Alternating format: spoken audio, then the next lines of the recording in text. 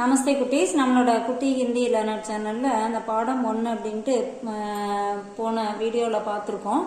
என்ன அப்படின்னா உயிரெழுத்துக்கள், அதாவது ஸ்வர், ஹிந்தியில் வந்து ஸ்வர் அப்படின்னு சொல்லுவோம். அந்த லெட்டர்ஸ் வந்து எப்படி எழுதுறது, அந்த என்ன முறையில் எழுதுறது அப்படிங்கிறத நம்ம பார்த்தோம். இந்த வீடியோவில் வந்து வியஞ்சன், அதாவது மெய்யெழுத்துக்கள் எப்படி எழுதுவோம் அப்படிங்கிறத இப்போ நம்ம பார்க்கலாம்.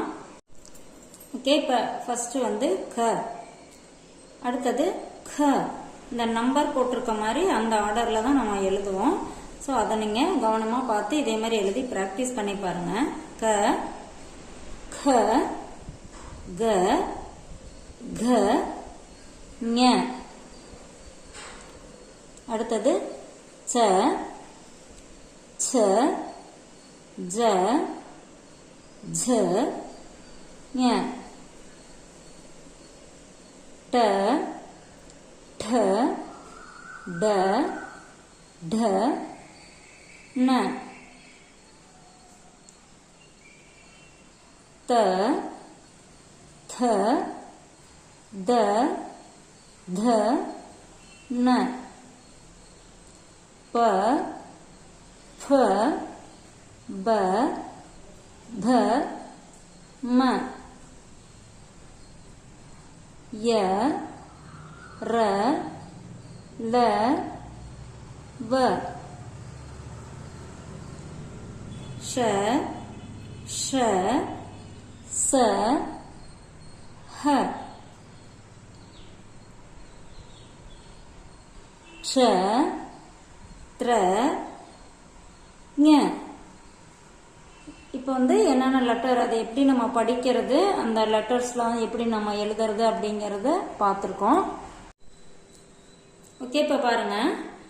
ஒவ்வொரு எழுத்தையும் 15-20 தடவை முறைப்படியே எழுதி பயிற்சி செய்யவும். அதாவது ஒவ்வொரு எழுத்தையும் 15-20 தடவை திருப்பி திருப்பி எழுதி பார்த்தா நமக்கு வந்து ஈஸியா எழுத வரும், பயிற்சி பண்ணணும் அப்படின்னு சொல்லியிருக்காங்க. ஃபர்ஸ்ட் என்ன பண்ணணும்னா உ, ஊ, அ, ஆ, ஓ, ஔ, இந்த லெட்டர்ஸ், இந்த மாதிரி லெட்டர்ஸ் வந்து ஃபர்ஸ்ட் எழுதி ப்ராக்டிஸ் பண்ணுங்க அப்படின்னு சொல்றாங்க. ஏன்னா இது கொஞ்சம் எழுதுறது ஈஸியா வரும், அதனால இந்த மாதிரி எழுத சொல்றாங்க.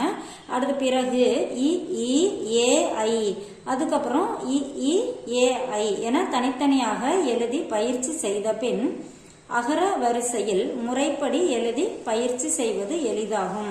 இதெல்லாம் ஃபர்ஸ்ட் எழுதி பிராக்டிஸ் பண்ணிட்டு அதுக்கப்புறம் திருப்பி ஆ, ஆ, இ அந்த மாதிரி எழுதிட்டு வந்தா ஈஸியா இருக்கும் அப்படின்னு சொல்லிட்டு கொடுத்துருக்காங்க. நம்ம அந்த மாதிரி ஒரு மெத்தடு சொல்றதுனால அந்த மாதிரி ஃபாலோ பண்ணோம்னா ஈஸியா இருக்கும்.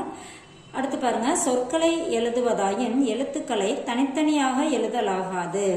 ஓகேவா? இப்ப நம்ம வந்து இப்ப இதுல வந்து ஒவ்வொரு எழுத்தும் தனித்தனியா இருக்கு தமிழ்ல, அந்த மாதிரி எழுத முடியாது அப்படின்னு சொல்றாங்க. சொல்லின் ஒவ்வொரு எழுத்தையும் தலைப்பு கோடு இல்லாமல் அடுத்தடுத்து எழுதிவிட்டு சேர்த்து ஒரே கோடாக தலைப்பு கோடு போடவும். இப்ப ஹிந்தி ஒரு வார்த்தை இருக்கு அப்படின்னா ஒவ்வொரு எழுத்துக்கும் தனித்தனியா கோடு போடாம அந்த வார்த்தை முடிஞ்சோடனே எல்லாத்துக்கும் சேர்த்து ஒரே கோடா போடணும் அப்படின்னு சொல்லியிருக்காங்க. சொற்களில் உள்ள எழுத்துக்கள் அதிக நெருக்கமாகவோ அல்லது அதிகமாக விலகியோ இருக்கலாகாது. அதாவது எழுத்துக்கள் வந்து ரொம்ப தள்ளி தள்ளியும் இல்லாம ரொம்பவும் பக்கமா ஒட்டியும் இல்லாம இருக்கணும் அப்படின்னு சொல்றாங்க. ஒவ்வொரு சொற்களுக்கிடையே போதிய காலி இடம் இருக்க வேண்டும். அதாவது ஒவ்வொரு வார்த்தைக்கும் வந்து கேப் விட்டு எழுதணும். நம்ம நார்மலா எப்படிலாம் எழுதுனா அழகா இருக்கும் அப்படிங்கறதுக்காக சொல்றாங்க. நம்ம இது மாதிரி ஃபாலோ பண்ணோம்னா நல்லா இருக்கும், அதுக்காக அந்த மாதிரி சொல்லியிருக்காங்க.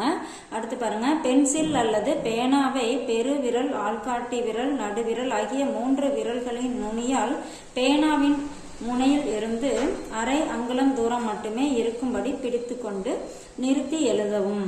துவக்கத்தில் அவசரப்பட்டால் எழுத்துக்களின் வடிவம் கெட்டுவிடும். அதாவது ஃபர்ஸ்ட் நம்ம சீக்கிரம் எழுதணும் அப்படிங்கிற மாதிரி அவசரமா அழகா எழுதல அப்படின்னா நம்ம அந்த அழகாவே வராது. நமக்கு லெட்டர்ஸ் வந்து ஃபர்ஸ்ட் எழுதி பழகும் போதே பொறுமையா அழகா எழுதி பழகிட்டோம்னா பின்னாடி ஃபாஸ்டா எழுதும்போது வேகம் பயிற்சி செய்ய செய்ய தானாகவே ஏற்படும். இப்ப நம்ம பொறுமையா அழகா எழுதணும் அப்படின்னா நம்ம போக போக எழுத நமக்கு வந்து ஃபாஸ்டா எழுதுறதுக்கு வந்துரும் அப்படின்னு சொல்றாங்க. அடுத்தது செய்வன திருந்தச் செய் என்பதை மறக்கலாகாது. இதை நம்ம எப்பயுமே மறக்காது. எந்த ஒரு சின்னதா ஒரு வேலை செஞ்சாலும் அதை வந்து திருத்தமா செய்யணும். நிறைய செஞ்சு அது சரியில்லாம போறதை விட ஒண்ணு செஞ்சாலும் நம்ம அது கரெக்டா செய்யணும் அப்படிங்கறத ஃபாலோ பண்ணா நல்லா இருக்கும். அதனால இப்படி சொல்லிருக்காங்க. இப்போ பாருங்க ஆவோ ஆவோ இந்த லெட்டர் பார்த்தீங்கன்னா தெரியும், இதில் 2 லெட்டர் இருக்கு. இது ரெண்டுக்கும் சேர்த்து ஒரே கோடு போட்டிருக்காங்க. மேலே சொல்லியிருந்தாங்க இல்லையா, எழுத்து தனித்தனியாக எழுதி ஒரே கோடா போடணும் அப்படின்னு சொல்லிட்டு அந்த மாதிரி போட்டிருக்காங்க. ஆவோ அப்படின்னா வா, ஆயியே அப்படின்னா வாருங்கள். இது வந்து மரியாதையா வா வாருங்கள். இப்போ சின்னவங்களா இருந்தால் ஆவோ அப்படின்னு சொல்லுவோம், வான்னு சொல்லுவோம். பெரியவங்களா இருந்தால் ஆயியே அப்படின்னு நம்ம மரியாதையா சொல்லுவோம் இல்லையா, அதுதான் இங்கே கொடுத்துருக்காங்க, எழுதி காமிச்சிருக்காங்க எப்படி எழுதணும் அப்படின்ட்டு.